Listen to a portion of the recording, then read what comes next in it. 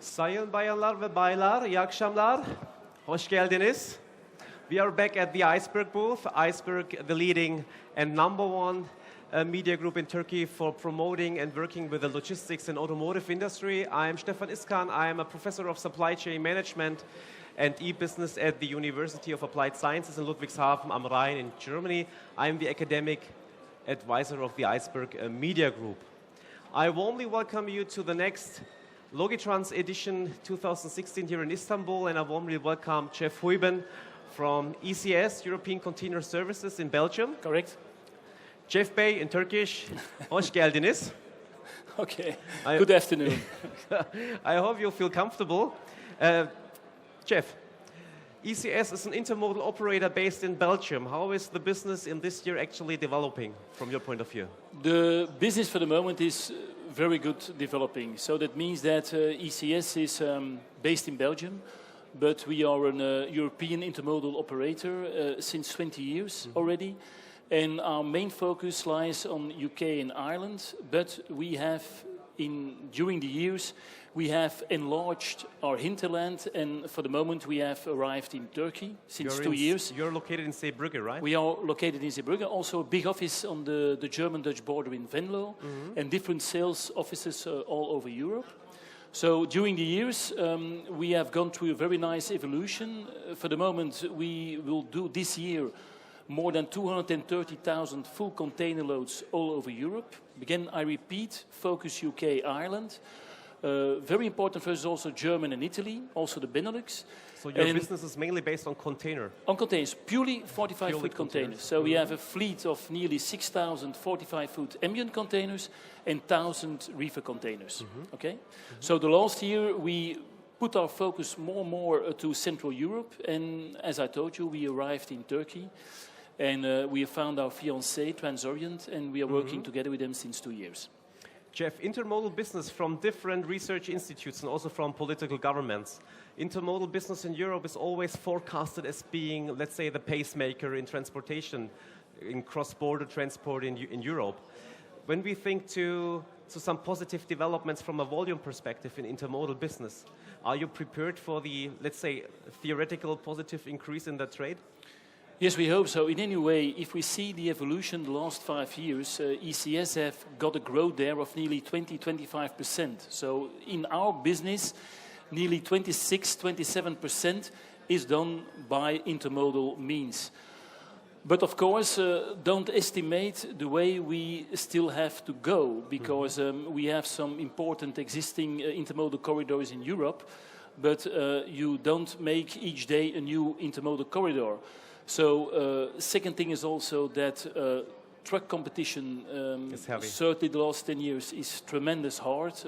Low fuel prices don't help us neither. Yes. So we support road taxes, we support everything what can influence and can influence the further development of intermodal activities. But of course there the support of the political instance is very important. Jef, you mentioned some corridor issues. Yeah. How do you see the differences in the infrastructure and also in the administration processes in Central Europe, UK, Northern Europe, Southeast, Eastern Europe, up to Turkey, for example? I must say that infrastructure-wise, we are not that unhappy, because the liberalization has given us a big advantage. So the national structure of the different railway organizations has fallen down, which makes that we have now really private companies entering the game, working together with national companies, why not? But in any way, the idea of getting a train with the same locomotive going from Zeebrugge, Belgium, to the north of Italy is now reality. And we don't stop on borders anymore. Also, transit time-wise, certainly on Western Europe, we are already evaluating very good. Of course, Turkey, we have to cross still a lot of countries if it would purely via the Balkan route, but it goes in a good way, okay? So we are confident for that. But it will need some more time, because I think in Central Europe, so we also have some construction areas. Some construction area, we don't have to hide that. Also Bulgarian can make difficulties. But okay, there is a good evolution, we believe in it. And you know, of course, political side is very important, we can't deny that.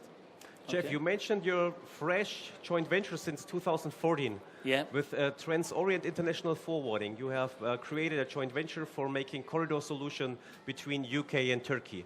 How is it developing so far? It's developing very well. It's not only UK, Turkey. So when we started with Transorient 2 years ago, the idea was mainly UK, but we've seen now that also Germany and the Benelux are very important for us. Also, you see the Turkish concentration so you need to also in the Germany. Markets and via a hub system. And we make the hub. So we use, let's say, the different intermodal options in Europe we use.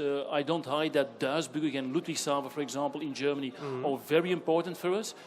And we have then also, for the moment, the advantage, but that also we learn together, and that also the importance of having a good Turkish and reliable agent or partner, we call it, is very important. That we developed in the meantime the Balkan route. We cross also via the Mediterranean Sea to Gebze and the other side of Turkey. So, which helps us very good in this development. And we need also the support of Transorient. Which means you go via ferry to Derince. You go ferry to Gebze and then, we go by train to Trieste, ferry to Gebze and so into Turkey. Okay. What is the lead time between Central Europe, for example, Germany up to Turkey? What do we estimate without we go customs between clearance? 8 and 10 days, we're always there, no problem. Inclusive customs clearance or without? Yes. Inclusive customs clearance. Let's have an outlook to the upcoming Brexit. What do you expect for your volume? Any forecast model available? No, honestly spoken, we don't know exactly what will happen. I think there are also, when we talk with people in the UK, there are two options. Or they go, what you also read in the press, they go for a soft Brexit. Or a hard one. And then we will not see a lot. When they go for really a tough Brexit, then we presume a little bit that the UK will start insourcing again more proper goods, will support their proper industry, will probably also propagate a lower pound, which gives them the possibilities to export more. And then we will see what's happening. But in the moment, I must say that our growth figures towards UK, also partly Ireland, but which is less concerned, keep on going. It remains a consumer country, don't forget that. We don't have that much industry anymore in the UK. So they keep eating, drinking, and all the rest. So we are not that pessimistic, absolutely not. All right, let's switch the topic. Let's talk about IT, technology, digitalization, smart industry, for example. This is one of the keywords, actually. Correct. Independent in which country you are talking to the industry and logistics sector. How do you see technology and the information flow in the intermodal processes? How developed is it from your perspective? This is still also for us a hot item. So the paperless society is still far away. So that's also times a hiccup, certainly for the intermodal situation. What do you do with the papers? The soft solution is put the papers in the container, but then you get again discussions with customs and etc. etc. So at the long term, the digitalization will be the only solution to solve this problem. But okay, what is then digitalization? Because people always talk about EDI and so on and so on.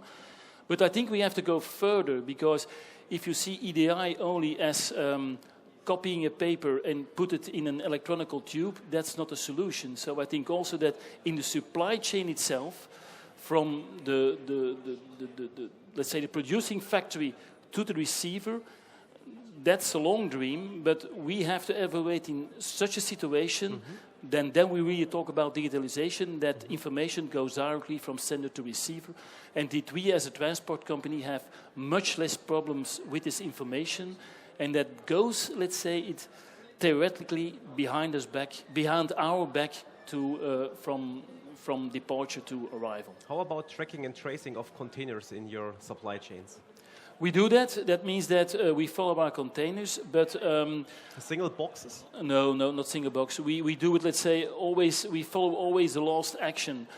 I must say very honestly, you can lose a container, but the most important thing is what's in the container.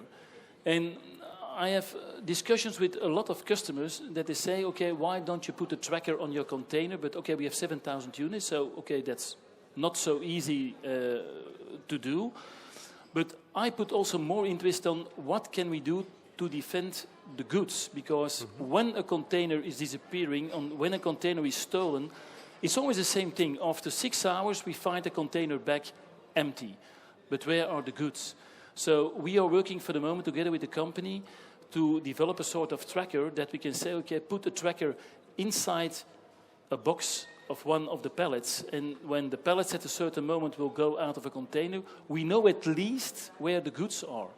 The container doesn't interest us because a container you can replace, but not the goods. Okay. But now, of course, for the moment in our system, we follow our containers and we follow very closely what was the last action, on which terminal is it, which haulier is doing it, that we are following. Okay. Jef, we talked about that. What has to be done from a governmental perspective to make railway, especially intermodal business, more attractive? As we already talked about that intermodal is in direct competition with the road transportation. Yeah. What has to be done from a governmental perspective to achieve that modal split that is aspired? At a certain moment, the fact is that you don't build extra railways in 5 or 6 or 7 years. So you have to really take political decisions that you still... A European master plan. European massive plan that you say, okay, we take decisions to... Not a national one. Discourage, very important, not a national one, to discourage truck use. Of course, you still need trucks. You can't avoid at the last mile and a lot of... and also you need, of course, as intermodal operator, a certain distance. You don't use a train for 200 kilometers. That makes no sense. But in any way, we have to look at creating more opportunities. So, okay, it's discouraging truck activity, certainly a long distance. I think that's the only thing we can do for the moment. Jef, one last question left. Yeah? Let's look ahead. It's the year 2020. Yeah. What will be the position of ECS business with relevance to Turkey, and how will ECS look like as a company in 4 years? We are very ambitious, so that it means that we are still a family-owned company, but a family which has really transport genes.